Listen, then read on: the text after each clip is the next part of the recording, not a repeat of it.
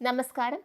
കേന്ദ്ര സഹമന്ത്രിയും നടനുമായ സുരേഷ് ഗോപി എന്തെങ്കിലും പറയാൻ വാ ജസ്റ്റ് ഒന്ന് തുറന്നാൽ പോലും അദ്ദേഹത്തെ വിവാദത്തിലേക്ക് തള്ളിവിടാൻ വെമ്പി നിൽക്കുന്ന ഒരു സംഘം നിലവിലുണ്ട്. അതുകൊണ്ട് തന്നെ അദ്ദേഹം എന്ത് പറഞ്ഞാലും അത് വിവാദമായി മാറാറുണ്ട്, അല്ല മാറ്റാറുണ്ട്. അതിൽ ഏറ്റവും പുതിയത് അദ്ദേഹം കുടിയേറ്റ തൊഴിലാളി വിരുദ്ധ പരാമർശം നടത്തിയെന്നുള്ളതാണ്. നമുക്കതൊന്ന് വിശദമായി പരിശോധിക്കാം. ആദ്യം ബംഗാളികളെ അടിച്ചോട്ടിക്കണമെന്നും പിന്നെ എന്തിനാണ് ഇവിടുത്തെ ആളുകൾ പട്ടിണിയാണെന്ന് പറയുന്നതെന്നും സുരേഷ് ഗോപി ചോദിക്കുന്നു. തന്റെ പറമ്പ് വൃത്തിയാക്കാൻ ബംഗാളികൾ 1300 രൂപയോളമാണ് വാങ്ങിയതെന്നും വീഡിയോയിൽ പറയുന്നു.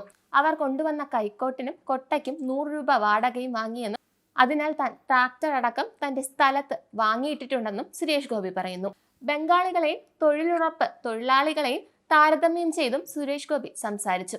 കൃത്യസമയത്ത് വന്ന് നിശ്ചിത സമയത്ത് മാത്രമേ ബംഗാളികൾ ഭക്ഷണം പോലും കഴിക്കൂ എന്നും 5 മണിയായാൽ മാത്രമേ ജോലി കഴിഞ്ഞ് പോവൂ എന്നുമാണ് അദ്ദേഹം പറഞ്ഞത്. അദ്ദേഹം പറഞ്ഞ ഇക്കാര്യങ്ങൾ അക്ഷരാർത്ഥത്തിൽ ശരിയാണ് എന്ന് നിങ്ങൾക്ക് തോന്നുന്നില്ലേ? ബംഗാളികൾ ജോലിക്ക് വന്നാൽ അവർ വൃത്തിയായി ജോലി ചെയ്തിട്ട് പോകും.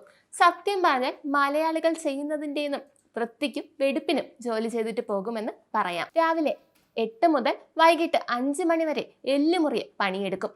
മലയാളി 3 ദിവസം കൊണ്ട് ചെയ്യുന്ന കാര്യം ബംഗാളി 1.5 ദിവസം കൊണ്ട് ചെയ്തു തീർക്കും. അതുകൊണ്ടാണല്ലോ റോഡ് പണിക്കായാലും തെങ്ങേ കയറാനായാലും ഇപ്പോൾ ബംഗാളികളെ ആശ്രയിക്കുന്നത്.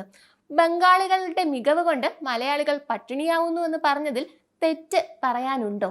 അദ്ദേഹം രസകരമായി പറഞ്ഞൊരു കാര്യം വളച്ചൊടിച്ച് കുടിയേറ്റ തൊഴിലാളി വിരുദ്ധ പരാമർശകനായി അദ്ദേഹത്തെ മാറ്റി. അടുത്ത വിഷയം അദ്ദേഹം ബംഗാളികളെയും തൊഴിലുറപ്പ് തൊഴിലാളികളെയും താരതമ്യം ചെയ്തു എന്നുള്ളതാണ്. തൊഴിലുറപ്പുകാരെ കാലം ബംഗാളികൾ ജോലി ചെയ്യുന്നതെന്ന് പറയുന്നത് ഒരു തെറ്റാണോ?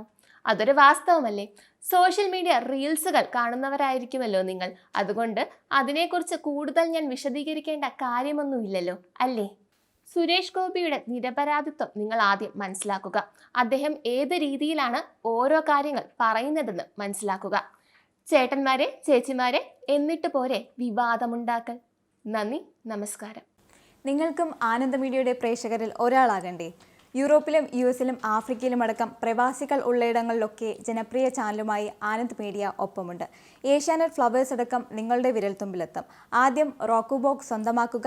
അതിൽ നിന്നും ആനന്ദ് മീഡിയ ആപ്ലിക്കേഷൻ ഡൗൺലോഡ് ചെയ്യുക, ഇൻസ്റ്റാൾ ചെയ്യുക. എന്നിട്ട് 0208586651 എന്ന നമ്പറിൽ ഞങ്ങളുടെ കസ്റ്റമർ കെയറിൽ ബന്ധപ്പെടുക. അല്ലെങ്കിൽ +91 735 660 3747 എന്ന നമ്പറിൽ വാട്സപ്പ് ചെയ്യുക. ആനന്ദ് മീഡിയയുടെ സേവനങ്ങൾ സ്വന്തമാക്കുക. മറ്റു ചാനലുകൾക്കൊപ്പം ആനന്ദ് TVയും എൻജോയ് ചെയ്യുക.